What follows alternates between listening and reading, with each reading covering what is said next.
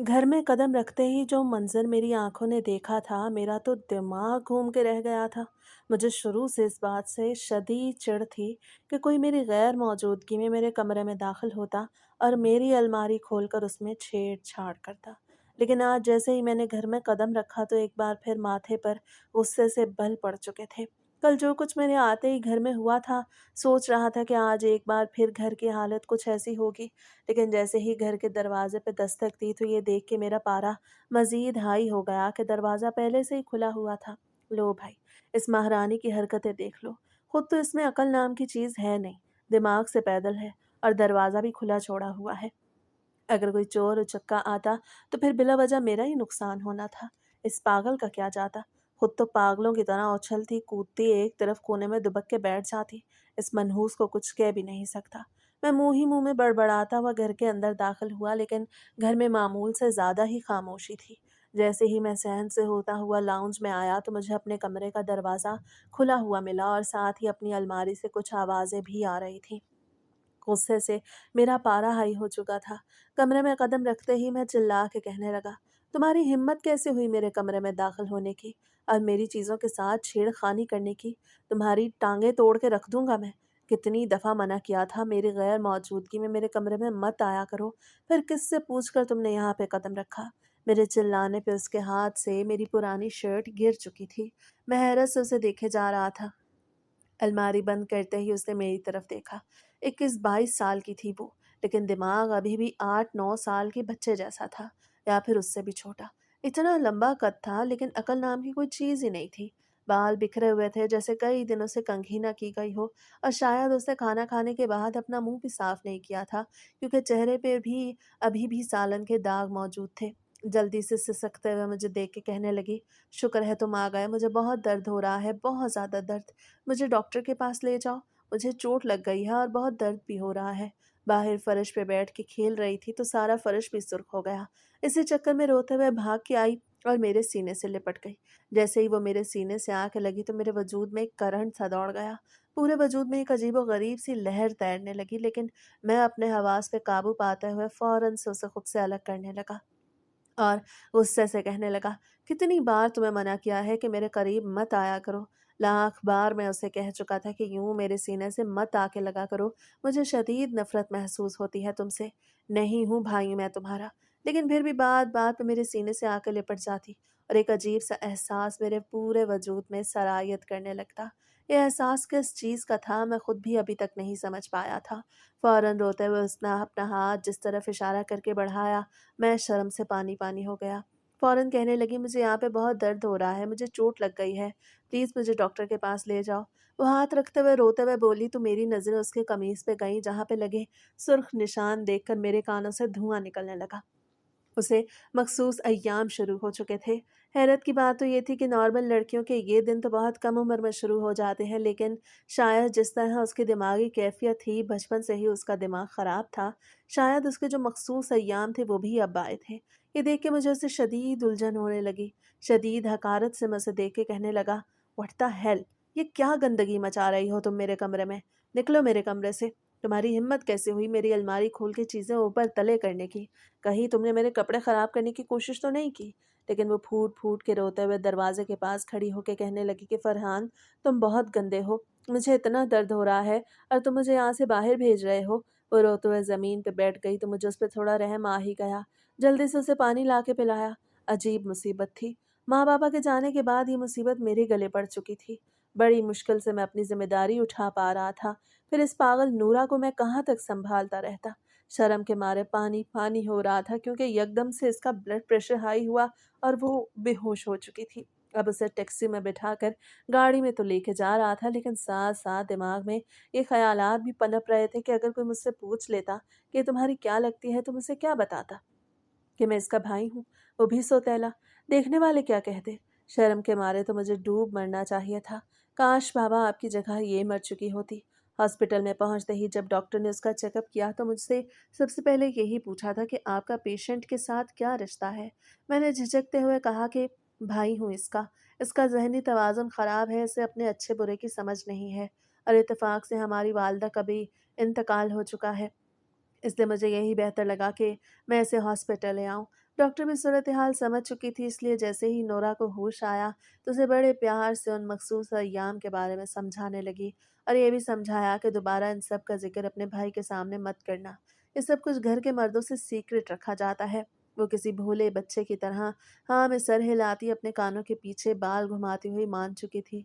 फिर जैसे ही कमरे से बाहर निकल के आई तो उसकी भोली मगर दिमाग से पैदल सूरत देखकर मेरा दिमाग फिर से खराब होने लगा था।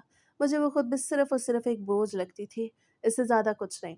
एक तो वैसे ही मेरी नौकरी छूट चुकी थी, जेब में गिने चुने ही पैसे थे, ऊपर से इसे हॉस्पिटल लेकर आने के चक्कर में मेरा 5-6 हज़ार तो यूं ही ज़ाया हो गया। रास्ते में जब मैं उसे घर ला रहा था तो नोरा बार बार आइसक्रीम खाने की जिद करने लगी। मजबूरन उसे आइसक्रीम दिलवा के मैं उसे घर ले आया। कमरे में आते ही दरवाज़ा बंद करके कितनी ही देर छत को घूरता रहा। मेरी ज़िंदगी भी क्या ज़िंदगी थी। शुरू से ही मैं मसले मसाइल देखता आ रहा था और अब मेरी ज़िंदगी का सबसे बड़ा मसला नोरा थी, जिसे मेरी ज़िंदगी में शामिल होते ही मेरी ज़िंदगी को उधम मचा के रख दिया था। शुरू से ये लड़की मुझे अच्छी नहीं लगी थी, लेकिन मेरे बाप ने इसकी माँ के साथ दूसरी शादी कर कर मेरे सुकून को बर्बाद कर दिया था और अब माँ बाप के इंतकाल के बाद सौतेली बहन को मुझे ही झेलना पड़ रहा था, जो आए रोज कोई ना कोई नुकसान करती रहती, जो मुझे भाई कहती थी, लेकिन मैं उसको अपनी बहन मानने को बिल्कुल भी तैयार नहीं था। मेरी उम्र 28 साल हो चुकी थी। मेरी उम्र के जितने भी मेरे दोस्त थे सभी शादीशुदा थे। एक मैं ही था जो अभी तक छड़ा छाट घूम रहा था। माँ बाप के इंतकाल के बाद जिंदगी बहुत ज़्यादा बदल चुकी थी। घर आता तो नोरा की बेतुकी बातें सुन के मेरा दिमाग पकने लगता था। पड़ोस में आबदा खाला थीं जो अक्सर हमारा हाल चाल पूछने के लिए घर में आ जाया करती थीं। एक शाम मुझे दफ्तर से छुट्टी थी, मैं उस रोज़ घर भी मौजूद था। अभी अभी नहाकर गुसल खाने से निकला था जब पड़ोस की खाला आबदा घर में दाखिल हुई। सामने का मंजर देख के फौरन अपनी उंगली दांतों में दबा ली। खाला आपदा को देख के मैं भी थोड़ा-सा मुस्कुरा उठा था और कहने लगा, "क्या हुआ खाला, वहीं पर क्यों खड़ी हो गई हो?" लेकिन खाला घर में आते ही गुस्से से नोरा को डाँट के कहने लगी, "तुझे शर्म नहीं आती? घर में जवान सौतेला भाई मौजूद है और तू बगैर दुपट्टे के घूम रही हो। अकल कब आएगी तुझे?" मैंने सरसरी से अंदाज में नोरा पे ध्यान दिया तो वो उस वक्त बाहर सहन में बैठी क्यारी से मिट्टी निकाल के उससे मिट्टी के घरौंदे बना रही थी। पास से उसने बहुत से छोटे छोटे खिलौने रखे हुए थे जिनके साथ वो खेल रही थी। दुपट्टा उसके वजूद पे मौजूद नहीं था, बस 21 साल की लड़की थी। दिमाग छोटा था लेकिन बाकी वजूद उसका मामूल के मुताबिक ग्रोथ कर रहा था। उसके निस्वानी हुस्न में जरा भी कमी बेशी नहीं थी। वो किसी भरपूर औरत की तरह लगती थी। ऐसे में आबदा खाला की नजर पड़ते ही वो उसे अच्छा खासा डांट गई, लेकिन नोरा ढिठाई से कहने लगी, तुम में क्या है चश्मे वाली आंटी, जब भी आती हो मुझे बातें सुनाने लगती हो। मेरा घर है ये, मैं जैसे भी रहूं तुमको क्या है, जाओ यहाँ से। नहीं संभाला जाता दुपट्टा मुझसे। अभी तो मैं छोटी बच्ची हूँ, जब बड़ी होंगी तब दुपट्टा लिया करूंगी। सुन के आबदा बेगम अपना सर पकड़ के रह गई और मुझसे कहने लगी कि फरहाना ने भी पता नहीं कौन सी दवा खा के इस पागल को पैदा किया है। खुद तो अब तुम्हारे बाप को अपने साथ इस दुनिया से ले गई, लेकिन तुम्हारे सर पे ये पागल थोप के चली गई। सच पूछूं तो मुझे तुम्हारी माँ ही शुरू से पसंद थी। ये फरहाना तो मुझे एक आंख नहीं भाती थी। आबदा खाला की बात सुन के मैं फीकी हंसी हंस के रह गया था। उनकी दोस्ती मेरी माँ से काफ़ी ज़्यादा थी, लेकिन फिर जब मेरी माँ को ब्लड कैंसर हो गया और वो ज़िंदगी मौत की जंग लड़ते हुए हम सबको छोड़कर इस दुनिया से चली गई, तब मैं बिल्कुल अकेला रह गया था। घर में एक औरत की अशद ज़रूरत थी, क्योंकि मेरे वालिद भी एक यूनिवर्सिटी में प्रोफेसर थे। सुबह उठ के नाश्ता बनाना, कपड़े इस्त्री करना, कपड़े धोना, बाकी घर के काम देखना, ये सब कुछ एक औरत ही कर सकती थी। हम जितना भी घर को संवारने की कोशिश करते, लेकिन फिर भी घर बिखरा ही रहता था। यूँ खानदान वालों ने मेरे बाप की शादी एक तलाक याफ्ता औरत फरहाना से करवा दी थी, जो अकेली नहीं आई थी, बल्कि अपने साथ अपनी ज़हनी पागल बेटी नोरा को भी लेके आई थी। मुझे ना ही फरहाना से कोई ख़ास लगाव था और ना ही उसकी बेटी से। जब जब मैं अपने बाप को फरहाना के साथ हंसते मुस्कुराते देखता तो मुझसे शदीद किस्म का गुस्सा आता। ऐसे लगता जैसे ये औरत मेरी माँ की जगह लेने की कोशिश कर रही है। उसी की वजह से मेरी माँ इस दुनिया से गई है। मैं इस औरत को अपने बाप के साथ हंसता मुस्कुराता बर्दाश्त कर ही नहीं सकता था। एक बार जब मैंने अचानक अपने बाप के कमरे का दरवाज़ा खोला तो सामने का मंजर देख के मेरा खून खौल उठा, क्योंकि मेरे बाबा नई माँ को अपनी गोद में बिठा के उन पे अपनी मोहब्बत लुटा रहे थे। ये मंजर देखकर मैं अंदर तक पागल हो गया। दरवाज़ा बंद करके फ़ौरन कमरे से बाहर निकल आया और फिर जो मेरे मुंह में बद्दुआएं थीं मैं सारी फरहाना को देने लगा कि अल्लाह करे तुम मर जाए। तुम जैसी औरत को मैं अपने बाप के साथ बर्दाश्त नहीं कर सकता। तुम मर जाओ, हमारी ज़िंदगी से चली जाओ। मुझे क्या पता था कि वो वक्त कबूलियत का था। फरहाना तो मेरी ज़िंदगी से हमेशा हमेशा के लिए चली गई थी, लेकिन साथ मेरे बाप को भी ले गई थी। दोनों का एक बहुत ही बुरी तरह कार एक्सीडेंट हुआ, जिसमें दोनों अपनी जान से हाथ धो बैठे और मैं अपने बाप से भी महरूम हो चुका था। खैर, आबदा खाला मुझे बुलाते हुए कहने लगी कि बेटा, मुझे तो लगता है कि इस पागल को तुम्हें अब पागल खाने छोड़ के आ जाना चाहिए। कब तक यूं पराई औलाद को घर में संभालते रहोगे?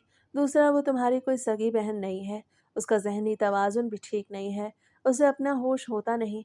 मुझे तो यही बेहतर लगता है कि तुम इसे पागलों के हस्पताल छोड़ आओ, वहीं रहेगी। तुम क्यों अपने साथ-साथ इसके खर्चे भी उठा रहे हो?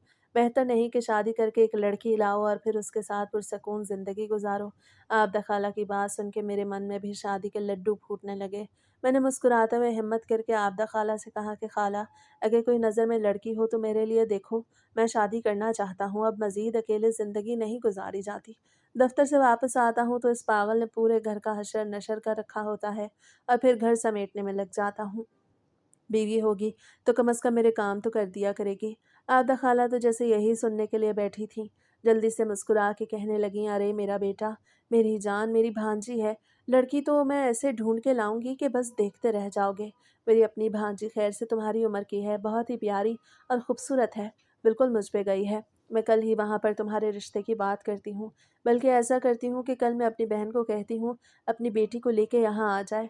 तुम भी उनसे मिल लेना और वो भी तुम्हारा घर देख लेगी। मेरी तो खुशी की कोई इंतहा न रही। मुस्कुरा के कहने लगा, ठीक है खाला जान, मैं अपनी तरफ से तैयारी शुरू कर देता हूँ। अभी हम यह बात कर ही रहे थे जब नोरा ने नीचे ये बात सुनी और फिर खुशी से उछलती हुई मेरे सामने आई। दोनों हाथों से तालियां बजाते हुए उछल के कहने लगी, बहुत मज़ा आएगा, मेरे भाई की शादी होगी, मैं तो खूब नाचूंगी, गाऊंगी, डांस करूंगी। वो वहीं पे उछल के जो सब कुछ कर रही थी। जब वो उछल रही थी तो सिर्फ वो नहीं उछल रही थी, बल्कि उसका पूरा सरापा जलजले की जद में आ चुका था। आबदा बेगम ने जब उसे यूं करते देखा तो जल्दी से बाजू से पकड़ के उसे झंझोड़ दिया और कहने लगी कि ए बेशरम लड़की, ज़रा तुझे शर्म नहीं है? ये क्या उछल कूद मचाई हुई है? तू कुछ छोटी बच्ची है जो इस तरह की हरकतें कर रही है? पता नहीं तेरी माँ ने तुझे क्यों बिगाड़ रखा है? तुझे तमीज़ अकल क्यों नहीं सिखाई? इतनी भी पागल नहीं है तू जितनी बनने की ड्रामे करती है। बहरहाल आबदा खाला के मुंह में जो आ रहा था वो उसे सुनाती जा रही थी। आबदा खाला की बातें सुन के नोरा वहीं बैठ के फूट फूट के रोने लगी। बिलाखिर मुझे खाला को कहना पड़ा कि खाला छोड़ो, कोई बात नहीं, है ही ऐसी, इसे समझाना न समझाना एक बराबर है। यूं खाला कल की मुलाकात का वादा करके घर से जा चुकी थी और मैं नोरा को देखने लगा। उसे डांट के कहने लगा कि कल मेरे बहुत ही खास मेहमान आ रहे हैं। खबरदार, जो तुमने फालतू की हरकतें करके मेरे मेहमानों को भगाने की कोशिश की तो वरना मुझसे बुरा कोई नहीं होगा, बल्कि मैं तुम्हें कमरे में ही बंद कर दूंगा। यूं अगले रोज जब मेहमानों के आने का वक्त हुआ तो पहले ही नोरा एक अच्छा सा सूट पहनकर मेकअप करके तैयार हुई थी। मेकअप भी उसने ऐसा किया था कि गालों पर लिपस्टिक लगा रखी थी, आंखों के नीचे काजल इतना गहरा था कि बिल्कुल जोकर जैसी लग रही थी। मैं जो सफ़ेद कुर्ता शलवार पहन के कमरे से बाहर निकला था, नोरा को चुड़ैल बना देख के गुस्से से पागल हो गया और कहने लगा कि क्या हालत बनाई है तुमने अपनी? मेरे मेहमानों को डरा के भगाने का इरादा है क्या तुम्हारा? वो हंस के कहने लगी, अरे भाई, तुम नहीं जानते, ये आजकल की लड़कियों का फैशन है। मैंने मेकअप किया है, देखो कैसी लग रही हूँ, बिल्कुल दुल्हन जैसी ना। लेकिन मैं अब गुस्से से उसे देख के कहने लगा, जैसी तुम्हारी हरकतें हैं ना, तुम मेहमानों को यहाँ टिकने ही नहीं दोगी, इसलिए बेहतर है कि तुम कमरे में ही बंद रहो। जैसे ही मैं उसे कमरे की तरफ लेके जाने लगा तो वो खुद को छुड़वाने लगी। अगले ही लम्हे वो मेरे हाथ पे काट चुकी थी और कहने लगी कि छोड़ो मुझे, मैं अपनी भाभी देखना चाहती हूँ, मेहमानों के बीच बैठना चाहती हूँ। जब उसने मेरे हाथ पे काटा तो मुझे शदीद गुस्सा आ गया। अगले ही लम्हे में उसे बालों से पकड़कर एक थप्पड़ उसके मुंह पर रसीद कर गया और कहने लगा, कुछ ज़्यादा ही तुमने दिमाग ख़राब करना शुरू कर दिया है। इज्जत की ज़ुबान तुझे समझ नहीं आती, अब तेरे साथ दूसरा तरीका ही अपनाना पड़ेगा। ये कह के मैं उसे पकड़ के सीधा घर की पिछली जानिब मौजूद स्टोर रूम में ले आया और फिर स्टोर रूम में धिक्का दे के स्टोर रूम को बंद कर दिया। वो दिन शदीद गर्मियों के थे। एक बार भी मुझे ख़याल नहीं आया कि स्टोर रूम में तो हब्स और गर्मी भी बहुत ज़्यादा होती है। पता नहीं इस बेचारी का क्या होगा, लेकिन मैं उसे ऐसी हालत में छोड़ के वहाँ से बाहर आ गया था। कुछ देर बाद आबदा खाला अपनी बहन और भांजी के साथ आ चुकी थी। जैसे ही मेरी नज़र आबदा खाला की भांजी पे पड़ी तो मैं देखता रह गया। वाकई में वो बहुत खूबसूरत थी, पढ़ी लिखी थी, जवान थी, मेरा घर भी उन लोगों को पसंद आ चुका था। अभी हम बैठे बातचीत कर ही रहे थे जब स्टोर रूम से मुसलसल चिल्लाने की आवाज़ें आने लगीं। तभी लड़की की माँ कहने लगी कि इस घर में और कितने अफराद रहते हैं। मैंने तो साफ ये कह दिया था कि یہ گھر صرف میرا ہے، ماں باپ کا انتقال ہو چکا ہے اور اب میں اکلوتا ہی اس گھر کا وارث ہوں، میرے علاوہ اور یہاں پہ کوئی بھی نہیں رہتا۔ وہ عورت کہنے لگی، میری بیٹی بہت نازوں سے پلی ہوئی ہے، میری ایک اکلوتی اولاد ہے اور میں یہی چاہ رہی تھی کہ کوئی ایسا لڑکا ملے جو میری بیٹی کو اکیلے گھر میں رکھے، اسے ذمہ داریوں کے بوجھ تلے نہ ڈالے۔ میری طرف سے تو تم یہ رشتہ پکا سمجھو۔ لیکن تبھی اسٹور روم سے مسلسل چلانے کی آوازوں میں مزید اضافہ ہونے لگا۔ چلانے کی آوازیں سن کے لڑکی اور لڑکی کی ماں فوراً اٹھے تھے اور کہنے لگے کہ یہ کس چیز کی آواز ہے؟ ایسا لگ رہا ہے جیسے گھر کے پچھلے حصے میں کوئی لڑکی موجود ہو۔ آبدہ خالہ انہیں بہلانے کی کوشش کرتی رہی، لیکن وہ عورت خود جا کے اسٹور روم کا دروازہ کھول چکی تھی۔ اندر بے حال حالت میں نورا ملی تھی۔ چلا کے وہ باہر آئی اور چیخ چیخ کر میرے سینے پہ مکے مارنے لگی۔ غصے سے کہنے لگی کہ تم نے میرے ساتھ ٹھیک نہیں کیا، مجھے بند کر دیا۔ اتنی گرمی تھی، اگر میرا سانس بند ہو جاتا تو۔ وہ روتے ہوئے میرے سینے پہ مکے مار کے بول رہی تھی۔ اور لڑکی اور لڑکی کی ماں مجھے شاکڈ نظروں سے دیکھ رہے تھے اور کہنے لگے کہ یہ لڑکی کون ہے؟ میں ہچکچاتے ہوئے کہنے لگا، وہ دراصل بہن ہے میری، اس کا ذہنی توازن تھوڑا خراب ہے، بس اسی گھر میں رہتی ہے، کبھی کبھار کچھ حرکت کر جاتی ہے، ابھی بھی دیکھیے خود ہی اسٹور روم میں بند ہو گئی اور الزام لگا رہی ہے کہ میں نے اس کو بند کیا تھا۔ لیکن لڑکی کی ماں کے تیور بدل چکے تھے۔ وہ فوراً کہنے لگی کہ میں تو ایسے گھر میں اپنی بیٹی کی شادی نہیں کر سکتی جہاں پہ ایسی پاگل لڑکی رہتی ہو، کل کو میری بچی کے ساتھ پتہ نہیں کیا کچھ کرتی پھرے۔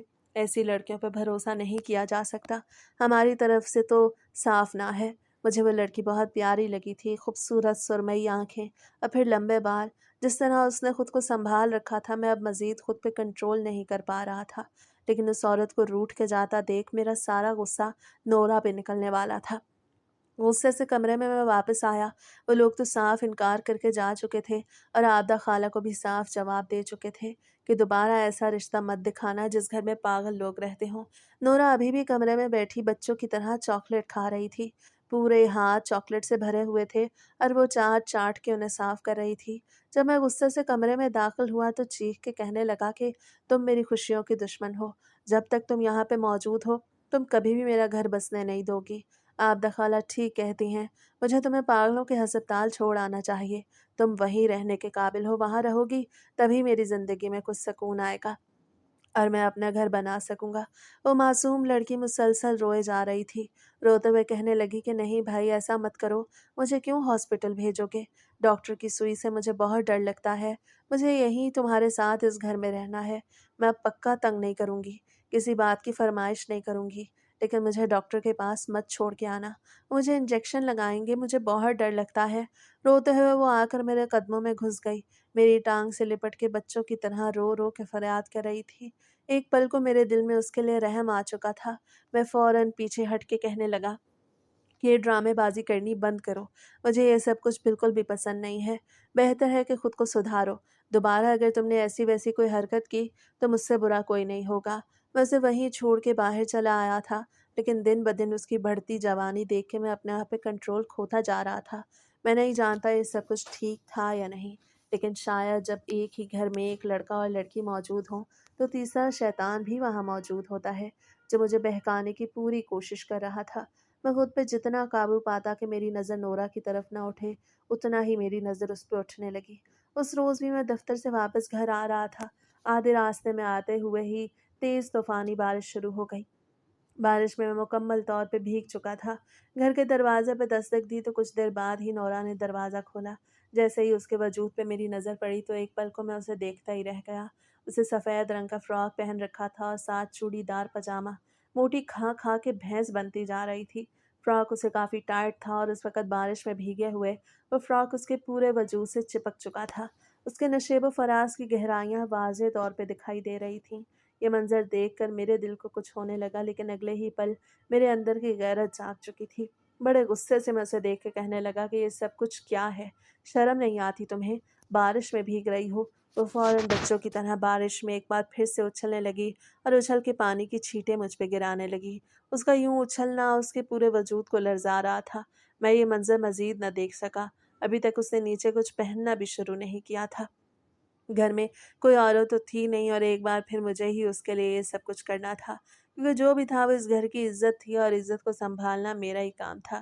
کسی اور کو یا آبدہ خالہ کو کہہ بھی نہیں سکتا تھا، کس منہ سے کہتا اور نہ جانے وہ میرے بارے میں کیا سوچتی۔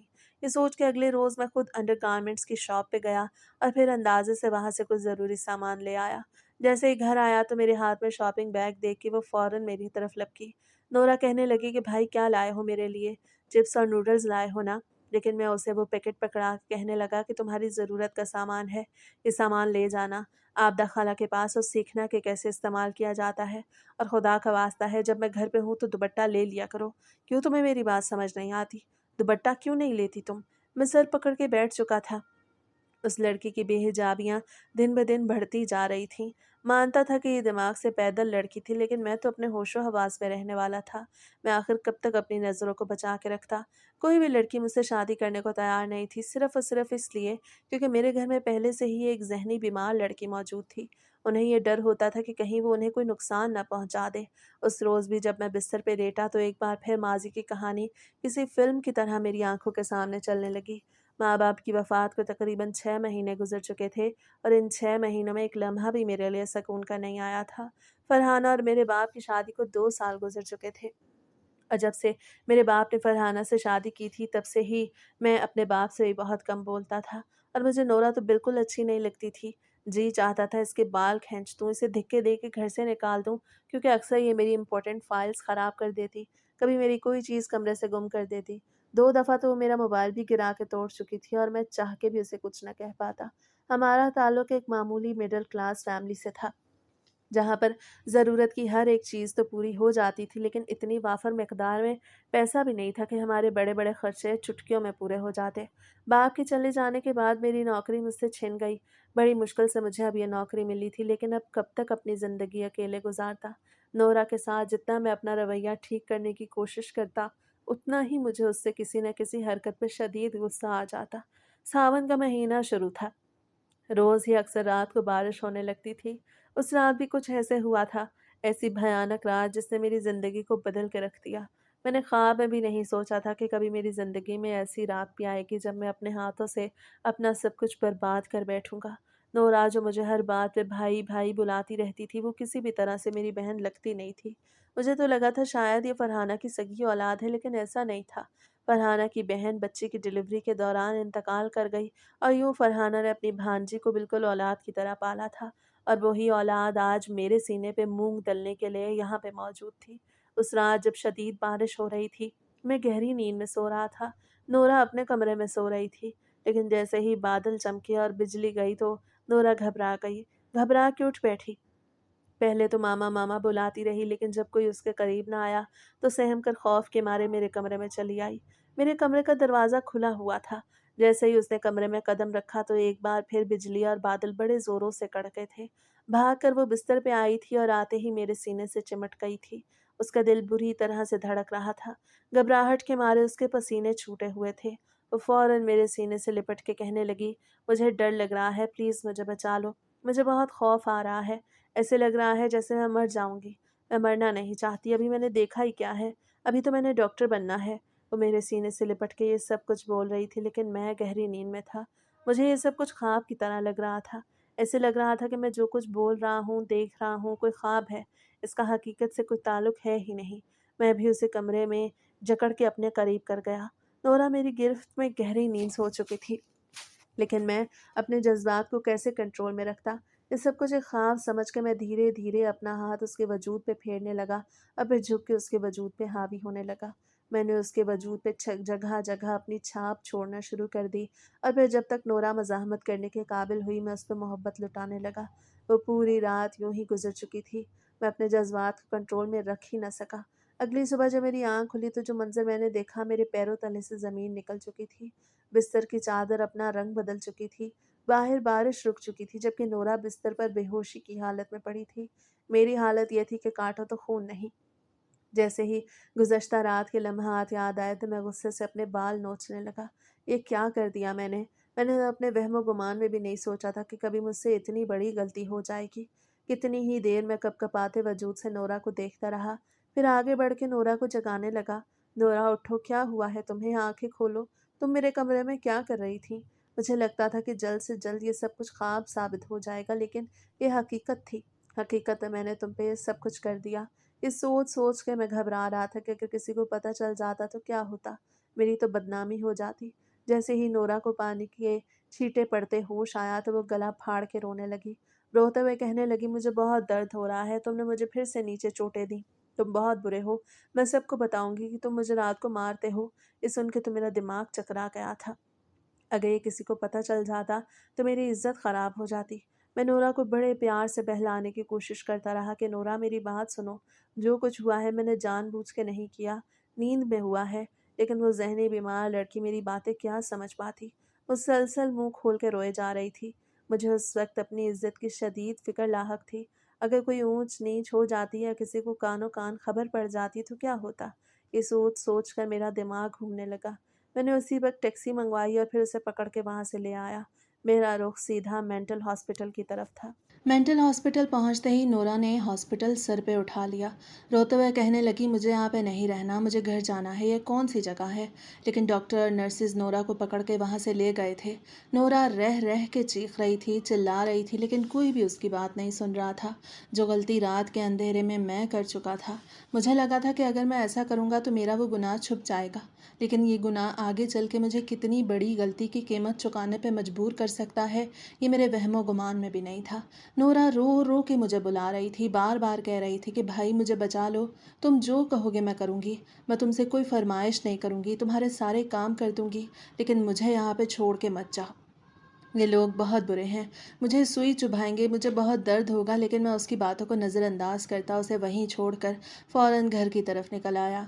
जैसे ही घर पहुंचा तो पूरे घर में सुकून था। ये सुकून तो मैं चाहता था। फिर आबदा खाला से मैंने एक दफ़ा फिर बात की और यूं ये जान करके नोरा को मेंटल हॉस्पिटल भेज दिया गया है। वो अपनी भांजी की शादी करवाने के लिए मुझसे राज़ी हो चुकी थी। मैं तो इस लड़की का बिल्कुल दीवाना ही हो चुका था। जल्द ही उसको जुम्मे को मेरा और राबिया का निकाह हो गया। उस दिन के बाद से तो मेरी ज़िंदगी मुकम्मल तौर पे बदल के रह गई। मैंने कभी ख्वाब में भी नहीं सोचा था कि इतनी हसीन व जमील लड़की बीवी के रूप में मेरे घर में होगी। राबिया के साथ मेरी ज़िंदगी के दिन काफ़ी अच्छे गुजरने लगे। एक बार भी पलट के मुझे नोरा का ख्याल नहीं आया था। जैसे मैं मेंटल हॉस्पिटल छोड़ के आया था, मेरा तो अब ऑफिस जाने को भी दिल ना करता। यही सोचता रहता कि बस हर वक्त अपनी बीवी के पहलू में ही रहूं। और कुछ जवानी भी मेरी इस अंदाज में जोबन पे थी कि न दिन देखता न रात। जब भी मन करता बीवी चाहे किचन में काम कर रही होती, आटा गूंद रही होती, काम से आती मैं उसे वहीं पे अपनी बाहों में भर के कमरे में ले आता। और फिर जब तक मेरा मन न भरता मैं उसे छोड़ता ही नहीं था। यही सुकून तो मुझे अपनी ज़िंदगी में चाहिए था, यही प्राइवेसी चाहिए थी। पूरे घर में कहीं भी मैं अपनी बीवी के साथ जी भर के रोमांस कर सकता था। उस रोज़ भी मैं ऑफिस से जब घर की तरफ आने लगा तो रास्ते में मुझे कुछ भिखारी लड़कियां नजर आईं। वहाँ पे उन भिखारियों का पूरा गिरोह बैठा हुआ था। लेकिन वो सभी 8 से 12 साल की लड़कियां किसी सड़क पर बैठी हुई औरत को बहुत मार रही थीं। उसे ज़रा सा अपना रुख बदला तो मेरा दिल जैसे किसी ने मुट्ठी में जकड़ लिया। मुझे यूं लगा जैसे वो नोरा है। बिखरे हुए बाल, सड़क के किनारे मिट्टी और कीचड़ से लुथड़े हुए बाल और कपड़े जो जगह जगह से फटे हुए थे।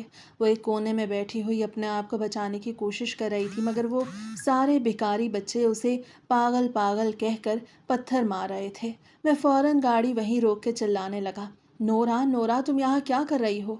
नोरा को आवाज़ देते हुए मैं भाग के उस लड़की तक आया।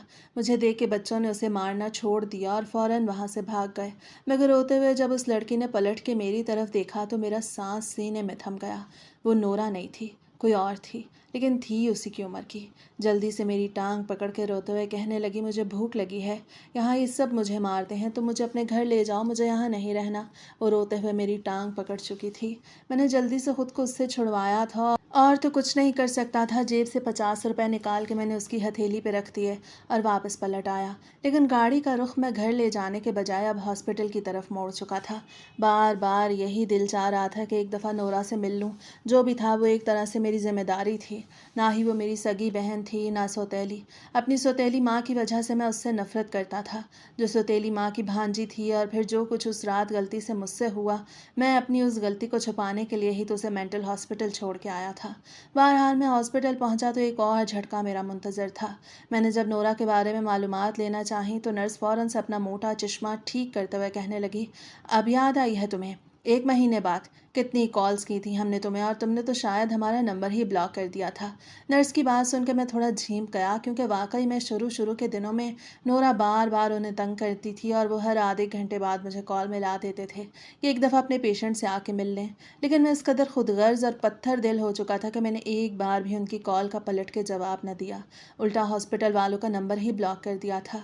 मैं नर्स को देख के कहने लगा कि वो दरअसल मैं दूसरे शहर गया हुआ था, आज ही मेरी वापसी हुई है। नोरा कैसी है, ठीक तो है ना? नर्स फ़ौरन से कहने लगी, हमें क्या पता ठीक है या नहीं, कोई एक हफ्ता ही यहाँ पर बड़ी मुश्किल से रही थी, रो रो कर अजीब व गरीब बातें करती रहती थी, तुम्हारा नाम लेती रहती थी कि मुझे फरहान के पास जाना है, फरहान के पास छोड़ाओ, यहाँ नहीं रुकना। हमने तो उसे बिजली के झटके तक लगाए मगर उसके दिमाग पे कोई असर ना हुआ। किसी रात यूं ही मौका देख के यहाँ से भाग निकली। हमने तो बहुत ढूंढा लेकिन पता नहीं कहाँ निकल गई। इतना सुनना था कि मेरे पैरों के नीचे से ज़मीन निकल गई। मैं गुस्से से उस नर्स को कहने लगा, कैसा अमला है आप लोगों का, कितने गैर जिम्मेदार हैं आप लोग। मेरी बहन पिछले 1 महीने से यहाँ से गायब है और आप लोग इतने आराम से बैठे हुए हैं। नर्स भी फ़ौरन चिल्ला के कहने लगी, तुम्हें इतनी फ़िक्र थी तो क्यों छोड़ के गए थे अपनी बहन को यहाँ पर, इतनी कॉल्स की थी क्यों नहीं आए और अब हमें बातें सुनाते हो। इतनी फ़िक्र थी तो अपने घर में रखते, यहाँ क्यों छोड़ने आए। नर्स की बात सुन के मैं खामोश सा हो चुका था। मरे मरे कदमों से गाड़ी तक आया। कितनी ही देर सोचता रहा कि नोरा कहाँ होगी। इस बात में कोई शक नहीं था कि वो बेतहाशा खूबसूरत थी, उसमें हुस्न की कोई कमी नहीं थी। और जहाँ तक मुझे याद पड़ता है, सौतेली माँ ने एक दफ़ा ये भी बातों बातों में बताया था कि वो बचपन से ही जहनी बीमार नहीं थी, बल्कि जब वो 8-9 साल की थी तो सौतेली माँ के साबिका शौहर, जिसे वो बिल्कुल अपना सगा बाप समझती थी और हर वक्त उनके साथ रहती थी, उनकी डेथ हो गई। उनके इंतकाल का सदमा नोरा के दिमाग पे ऐसा असरअंदाज हुआ कि उसके दिमाग की नस फट चुकी थी, उसे ब्रेन हैमरेज हो चुका था। फ़ौरन उसे हॉस्पिटल ले जाया गया, लेकिन खून दिमाग में जम गया, जिसकी वजह से उसके दिमाग पे थोड़ा बहुत असर हो गया और ये ऐसी हो गई। वरना शुरू से मेरी बच्ची बहुत ही ज़हीन और अक्लमंद थी। मेरे दिमाग में मेरी मरहूमा सौतेली माँ के अल्फाज गूंज रहे थे। मैं पछता रहा था कि मैंने क्या कर दिया। बहरहाल जैसे ही घर आया तो राबिया मेरे लिए तैयार थी। उसने मेरे मनपसंद खाने बना रखे थे। राबिया के हाथ का खाना खाकर एक बार फिर मैं सब कुछ भूलने लगा और फिर उसके साथ अपनी ज़िंदगी में मगन होने लगा। वक्त यूं ही गुजरता रहा। कुछ माह बाद राबिया प्रेग्नेंट हो चुकी थी। मेरी ज़िंदगी तो पहले से ज़्यादा बाहर आ गई। पहले बच्चे को लेके हम लोग बहुत खुश थे। पहले महीने से ही हमने शॉपिंग करना शुरू कर दी। राबिया के साथ एक अजीब सा सुकून महसूस हो रहा था। मुझे पहली औलाद बेटी चाहिए थी और राबिया को बेटा, मगर जैसे ही 7वां महीना शुरू हुआ और डॉक्टर ने राबिया का अल्ट्रासाउंड किया तो वो परेशान हो गई। मैं भी वहीं पे मौजूद था। वो कहने लगी, पता नहीं अचानक ये सब क्या हो गया। पहले 5 महीने तो बच्चा बड़ी अच्छी ग्रोथ कर रहा था, लेकिन अब बच्चे के सर में एक बहुत बड़ा ट्यूमर देखा गया है। बच्चे का सर बहुत बड़ा हो रहा है। अल्ट्रासाउंड रिपोर्ट वो हमारे सामने करते हुए बोली, हम दोनों ही परेशान हो चुके हैं। मुसलसल दुआएं कर रहे थे। राबिया दवा खा रही थी, लेकिन 9 माह बाद जब उसे बड़े ऑपरेशन से बच्चे को जन्म दिया तो बच्चे को देखकर मेरा दिल फटने को था। उसके नाजुक से सर पे उसके सर से 3 गुना बड़ा एक ट्यूमर बना हुआ था। डॉक्टर का कहना था कि बेहतर है इस बच्चे को इस तकलीफ से आज़ाद कर दिया जाए, क्योंकि ये बड़ी मुश्किल से सांस ले रहा है और उल्टा अजियत में है। हमें इसके लिए आज़ादी पैदा करनी चाहिए, क्योंकि इसने बचना ही नहीं। हमें लग रहा था जैसे हमारे 9 माह के सारे ख्वाब चकनाचूर हो चुके हों। राबिया तो अभी बेहोश ही थी और मैं नहीं चाहता था कि वो उठ के बच्चे की ये हालत देखे। बच्चा धीरे धीरे नीला पड़ता जा रहा था और फिर चंद लम्हात बाद उसकी आंखें हमेशा के लिए बंद हो गईं। वो हमें छोड़ के चला गया। राबिया और मैं फूट फूट के रो रहे थे और यहीं से मेरी ज़िंदगी में उल्टी गिनती शुरू हो चुकी थी। राबिया के ऑपरेशन का खर्च और फिर उसको संभालने के लिए ऑफिस से मुसलसल छुट्टियां लेने की वजह से मुझे ऑफिस से निकाल दिया गया था। मैं साथ साथ नई नौकरी भी ढूंढ रहा था। जमा पूंजी भी धीरे धीरे ख़त्म होती जा रही थी। जब मेरे एक दोस्त ने मुझे कहा कि मेरे साथ बिजनेस में पार्टनरशिप कर लो, उसने मुझे 30 लाख इन्वेस्टमेंट करने का कहा। राबिया क्योंकि अपने माँ बाप की इकलौती थी, उसे भारी जेवरात मिले थे। जैसे तैसे उसकी मिन्नतें करके मैंने उसका जेवर लिया और कुछ मेरी माँ का जेवर भी पड़ा था, जिन्हें बेच के मैंने 30 लाख रुपए अपने दोस्त को दे दिए और ये सोच रहा था कि बस अब मुझे लखपति बनने से कोई नहीं रोक सकता। मगर वहाँ भी मेरा दोस्त मुझे धोखा दे गया। जो कारोबार हम शुरू करने वाले थे उसमें हमें भारी नुकसान उठाना पड़ा। वही राबिया के घर वालों को जब इस बात का पता चला तो वो भी गुस्से से मुझसे पैसों की डिमांड करने लगे। राबिया भी गुस्से से अपना जेवर वापस मांग रही थी। कहने लगी, तुमने तो कहा था कि 1 आध महीने के अंदर अंदर मेरा जेवर मुझे वापस दिलवा दोगे। मुझे मेरा जेवर वापस चाहिए। मैं उस वक्त कंगला हो चुका था। मेरे सास ससुर ने मुझे जलील करके रख दिया और राबिया को भी अपने साथ ले गए। पूरे मोहल्ले में ये बात फैलना शुरू हो गई कि इनको तो लगता है ख़ानदानी मसले हैं। पहले इसकी बहन नोरा थी जो पागल थी, और अभी इसका भाई लगता है। इस पे भी कोई डीएनए के मसले हैं। हमने तो गलती कर दी अपनी बेटी की शादी इससे करवा कर। इनकी जो भी औलाद होगी लगता है वो ऐसे ही किसी न किसी बीमारी का शिकार होगी। राबिया से मैं बेतहाशा मोहब्बत करने लगा था। उससे दूर रहना अब मेरे बस की बात नहीं थी। मैं जैसे तैसे माफ़ी मांग के अपनी बीवी को वापस ले आया और फिर जैसे तैसे छोटी सी एक नौकरी करके अपना और उसका पेट भरने लगा। लेकिन किस्मत शायद अब मेरा साथ देना ही नहीं चाहती थी। मेरी बीवी दोबारा से हामला हुई, लेकिन इस बार जब हमारे बहुत ज़्यादा केयर करने के बाद बच्चा पैदा हुआ तो हम दोनों बहुत खुश थे। वो बिल्कुल नॉर्मल था, डॉक्टर ने भी यही कहा। लेकिन जैसे ही बच्चा 5 साल का हुआ तो हमारा बेटा अजीबोगरीब हरकतें करने लगा। उसे हमारी कोई भी बात समझ नहीं आती थी, ना ही वो स्कूल की पढ़ाई कर पा रहा था और ना ही कुरान पाक उससे पढ़ा हुआ था, जबकि उसकी उम्र के बच्चे ज़्यादा न सही थोड़ा बहुत याद कर ही सकते थे। हम दोनों ही परेशान हाल जब उस डॉक्टर के पास ले गए तो बच्चों की स्पेशलिस्ट डॉक्टर ने मेरे बेटे के तमाम तर टेस्ट किया और फिर दिमाग का सीटी स्कैन और कुछ ज़रूरी टेस्ट करने के बाद कहने लगी, आपका बच्चा जहनी तौर पर कमज़ोर है। या आहिस्ता आहिस्ता ग्रोथ तो कर रहा है, लेकिन इसके दिमाग की ग्रोथ रुक चुकी है। इसके ठीक होने के सिर्फ 10% चांस हैं। ये सुनकर मैं फूट फूट के रोने लगा। अब मुझे समझ आ रही थी कि जो कुछ मेरे साथ हो रहा है वो नोरा की वजह से हो रहा है। अगर मैं उसके साथ ऐसा न करता तो शायद आज ये सब ना हो रहा होता। मैंने उसके साथ बहुत बुरा किया। मैं वहीं से अपनी बीवी के साथ बाहर निकला, लेकिन तभी एक बच्चा भागता हुआ आया और सीधा मेरे साथ टकरा गया। उस बच्चे की उम्र यही कोई 6-7 साल होगी। अभी एक लड़की की आवाज़ पहुंची जो कहने लगी, बेटा आराम से जाओ, ये हॉस्पिटल है, प्ले ग्राउंड नहीं। चलो अंकल को सॉरी बोलो। वो बच्चा मुझे सॉरी बोल रहा था, लेकिन जब मैंने नज़र उठा के देखा तो सामने जो लड़की थी उसे देख के मेरे पैरों के नीचे से ज़मीन निकल गई। वो नोरा थी। मुझे यकीन नहीं आ रहा था कि ये नोरा हो सकती है। वो बिल्कुल ठीक बात कर रही थी, नॉर्मल बोल रही थी। बाल स्टेप्स में कटे हुए कंधों पे फैले हुए थे। चेहरे पर एक अजीब सी खुशी थी और साथ ही एक लड़का भी था। वो मेरे पास से गुजरे और फिर अपने बच्चे को वहाँ से लेके आगे बढ़ गए। ये सब कुछ कैसे हुआ? नोरा ठीक कैसे हो गई? मैं फ़ौरन उसके पीछे गया और कहने लगा, नोरा तुम हो ना? तुम ठीक हो गई? नोरा ने अपना नाम सुना तो फ़ौरन पलट के देखने लगी। साथ मौजूद शख्स भी मुझे गौर से देखने लगा और फ़ौरन आगे बढ़ के कहने लगा, कौन हो तुम? मैं कुछ और तो न बोल सका। हिचकिचाते हुए कहने लगा कि तुम कौन हो? मैं हिचकिचाते हुए कहने लगा कि मैं। बज़ाहिर तो उसका कुछ नहीं लगता, लेकिन जिस खातून ने नोरा को पाला था वो मेरे बाप की दूसरी बीवी थी। हम एक ही घर में मौजूद रहे और ये मुझे भाई बुलाती थी। लफ्ज़ भाई कहते हुए ना जाने क्यों मेरी आंखों में आंसू आ चुके थे, क्योंकि मैं शायद भाई कहलाने के लायक नहीं था। नोरा की ये बात सुन के वो शख्स एक गहरा सांस खारिज करके कहने लगा, मैंने कहाँ कहाँ नहीं ढूंढा नोरा की फैमिली को, और देखो आज तुम्हारी सूरत में उसका एक रिश्तेदार मिल ही गया। नोरा अभी भी शॉक्ड नज़रों से मुझे देख रही थी। वो शख्स बताने लगा कि नोरा मेंटल हॉस्पिटल से भाग आई थी। उसका टकराव शहर के एक अमीर कबीर बिजनेसमैन की गाड़ी से हुआ था, जिसकी बीवी का कुछ माह पहले इंतकाल हो चुका था। वो नोरा को अपने साथ घर ले आया। नोरा कुछ भी बता नहीं पा रही थी। उसने नोरा का इलाज एक अच्छे हॉस्पिटल से करवाया। 1.5 साल के मुसलसल इलाज के बाद नोरा बिल्कुल ठीक हो चुकी थी, मगर उसे पुराना कुछ भी याद नहीं था सिवाय अपने नाम के। वो शख्स दिलावर कहने लगा, इस बच्चे को मैंने अपना ही नाम दिया है। मुझे लगता है कि मेंटल हॉस्पिटल में किसी ने नोरा की इज्जत ख़राब की थी, लेकिन मैं नोरा को सच्चे दिल से अपना चुका हूँ। नोरा अपने शौहर के साथ खुश थी, यही काफ़ी था।